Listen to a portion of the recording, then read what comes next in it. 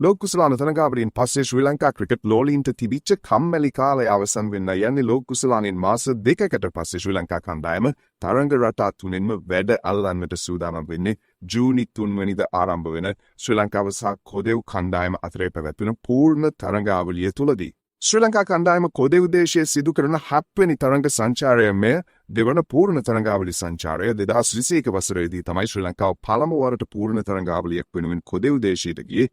ඉන් වසර 5කට පසුවයි මෙවර තරඟාවලියට එකතු වෙන්නේ. ශ්‍රී ලංකාව මෙතෙක් කොදෙව් දේශයේදී තරඟ රටා තුනේම තරඟාවලිය 11කට ක්‍රීඩා කරලා තිබෙනවා. ඒ අතරින් ජයග්‍රහණ වාර්තා කළේ 1996 ලෝක කුසලාම ජයග්‍රහණයෙන් පසුව කොදෙව් දේශයේ පැවති එකම එක්දින තරඟයේදී සහ 2003 වසරේදී පැවති එක්දින තරඟාවලියේදී පමණයි. ටෙස්ට් තරඟාවලි 5ක් අතරින් 2ක් කොදෙව්වන් ජයග්‍රහණය කරලා තිනවා. 2003න් පසුව පැවති තරඟාවලි සියල්ල ජය පෙරදුමින් තොරවයි නිම වුණේ. එක්දින තරඟාවලි 5ක් අතරින් 2ක් ශ්‍රී ලංකාව ජයග්‍රහණය කරලා තිබෙනවා. ඉතිරි සියල්ල ජයග්‍රහණය කළේ කොදෙව්වන් විසින්. 2003න් පස්සේ ශ්‍රී ලංකාව කොදෙව් දේශයේදී කිසිදු තරඟාවලියක් ජයග්‍රහණය කරන්නට සමත් වෙලා නැහැ.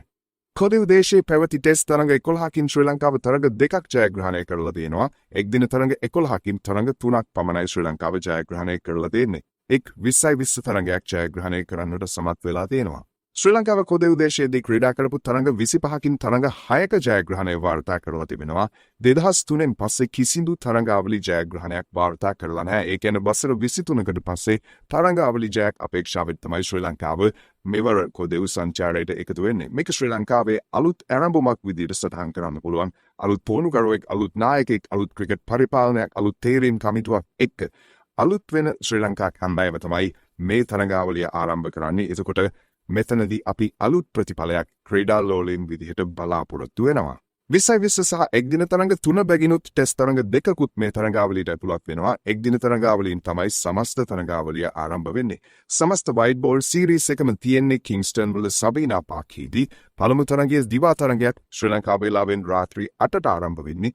ඉතිරි තරඟ දෙකම දිවා රාත්‍රී තරඟ ශ්‍රී ලංකා වේලාවෙන් පසුවදා පාන්දර 1ට තමයි තරඟ පටන් ගන්නේ. 20 තරඟ 3ම රාත්‍රී තරඟ විදිහටයි පැවැත්වෙන්නේ. ශ්‍රී ලංකා වේලාවෙන් උදේ 6ට තමයි තරඟ ආරම්භ වෙන්නේ. රෙඩ් බෝල් සඳහා කණ්ඩායම් දෙක නෝත් සවුන්ඩ් වල විවියන් රිචඩ්ස් ක්‍රීඩාංගණයට යනවා. ටෙස්ට් තරඟ ආරම්භ වෙන්නට මත්තෙන් සිව් දින පුහුණු තරඟයක් පැවැත්වීමට නියමිතයි. ටෙස්ට් තරඟ ආරම්භ වෙන්නේ ශ්‍රී ලංකා වේලාවෙන් රාත්‍රී 7:30ට. කොදෙව් දේශයේ කාලගුණික තත්ත්වය පිළිබඳව අවධානය යොමු කරද්දී කිංස්ටන් වල සබීනා පාර්ක් ක්‍රීඩාංගණයට තරමක් උණුසුම් කාලගුණ තත්ත්වයක් තමයි තියෙන්නේ. මේ වන විට කොදෙව්වන්ගේ වසරේ උණුසුම වැඩිම කාලවකවානුවට ආසන්න වෙමින් තියෙන්නේ. හැබැයි වර්ෂාවෙත් අඩුවක් නැහැ. ජූනි මාසය තුළ දින 9ක් පමණ වර්ෂාව ඇද වැටෙන්නට පුළුවන් බව තමයි අන්තර්ජාතික කාලගුණ වාර්තා පෙන්වා දෙන්නේ. දිවා කාලයේදී සෙල්සියස් අංශක 30ක පමණ දක්වා උෂ්ණත්වය ඉහළ යනවා. ඒ වගේම රාත්‍රී කාලයේදී උෂ්ණත්වය සෙල්සියස් අංශක 25ක් පමණ වෙනවා.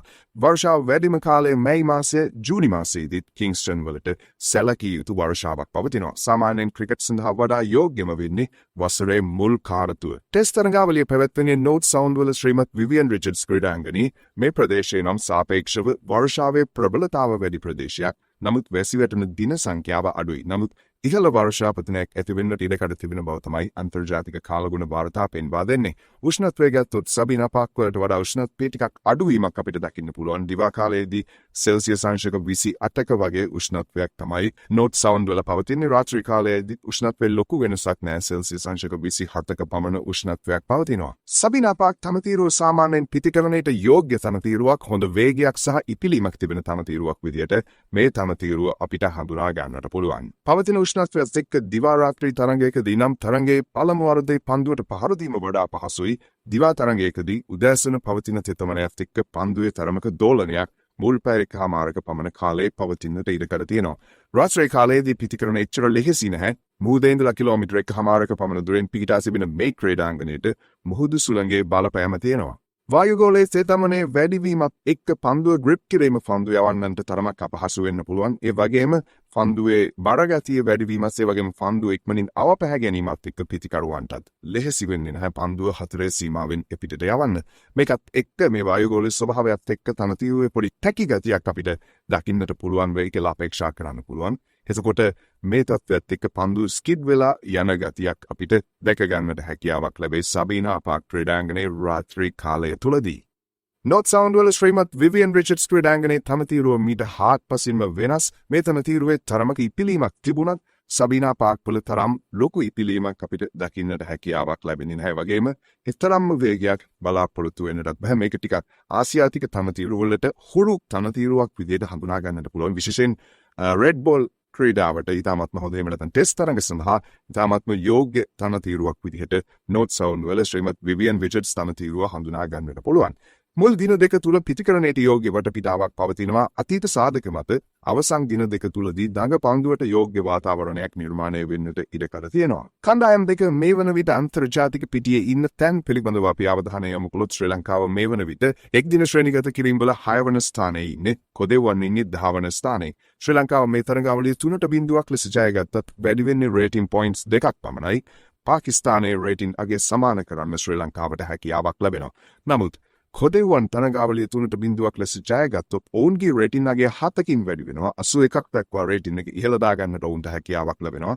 ඒ වගේම කොදෙව්වන් 3.0ක් ලෙස ජයගත්තොත් ලකුණු 6කින් ශ්‍රී ලංකාවේ රේටින් එක අඩු වෙනවා. ඒ වගේම 7 වෙනි තැන දක්වා පහළ බසින්නත් ශ්‍රී ලංකා කණ්ඩායමට එතකොට සිදු වෙනවා. 20 ශ්‍රේණිගත කිරීම වලදී ශ්‍රී ලංකාව ඉන්නේ 9 වෙනි තැන, කොදෙව්වන් ඉන්නේ 7 වෙනි තැන. ශ්‍රී ලංකාව 3.0ක් විදිහට මේ තරඟාවලිය ජයගත්තොත් බංග්ලාදේශයේ රේටින් පොයින්ට් සමාන කරන්නට පුළුවන්. හැබැයි රෑන්ක් එකේ වෙනසක් වෙන්නේ නැහැ. යම් හේකින් 3.0ක් ලෙස පරාජයටපත් වුණොත් ශ්‍රී ලංකාවට රෑන්කින් ටේබල් එකේ 10 වෙනි තැන දක්වා පහත බසින්නට සිදු වෙනවා. කොදෙව්වන් මේ ටෙස්ට් චැම්පියන්ෂිප් එකේ යන එනමං නැතුව ඉන්නේ. ඔවුන් මෙතෙක් ක්‍රීඩා කරපු තරඟ 8න් කිසිදු තරඟයක් ඔවුන් ජයග්‍රහණය කරන්නට සමත් වෙලා නැහැ. තරඟ 7ක්ම ඔවුන් පරාජයට පත් වෙලා තිබෙනවා. මේ වෙද්දී ඔවුන් ක්‍රීඩා කළ යුතු තරඟාවලි 6න් තරඟාවලි 3ක්ම අවසන් කරලා තියෙන්නේ. ශ්‍රී ලංකාව පාකිස්තානය සහ බංග්ලාදේශය සමගින් තමයි ඔවුන්ට ඉදිරියේදී ක්‍රීඩා කරන්නට තියෙන්නේ. ඔවුන්ට මේ තරඟාවලි සවදුරටත් බලාපොරොත්තුවක් නැහැ. ඉතිරි තරඟ 6ම ඔවුන් ජයග්‍රහණය කළත් ඔවුන්ට අවසන් දෙදෙනා අතරට යන්නට තියෙන්නේ ඉතාමත්ම අඩු ඉඩකඩක්. ශ්‍රී ලංකාව තාමත් තරඟ 2ක් පමණයි ක්‍රීඩා කරලා තියෙන්නේ. තවත් තරඟාවලි 5ක් ශ්‍රී ලංකාවට ඉතිරි වෙලා තියෙනවා. ශ්‍රී ලංකාව මේ තරඟාවලි 2.0ක් ලෙස ජයගත්තොත් ප්‍රතිශත අගය 75ක් බවට පත් කරගෙන දකුණු අප්‍රිකාව සමගින් සමතෙන් ගන්නට පුළුවන්. මේ කාරණෙන් තමයි අපිට ශ්‍රී ලංකාව සහ බටහිර ඉන්දිය කොදෙව්වන් අතරේ මේ තරඟාවලිය පිළිබඳව තොරතුරු කතා කරන්නට තියෙන්නේ. මූලික වශයෙන් බෙලං එපිසෝඩ් එකේදී අපි අවධානය යොමු කරමු ශ්‍රී ලංකාව නියෝජනය කරමින් මොන වගේ සංචිතයක් නිර්මාණය කරයිද මේ තරඟාවලිය සඳහා මොන වගේ සංචිතයක් නිර්මාණය වුණොත් වඩා යෝග්‍යයිද කියන කාරණය පිළිබඳව.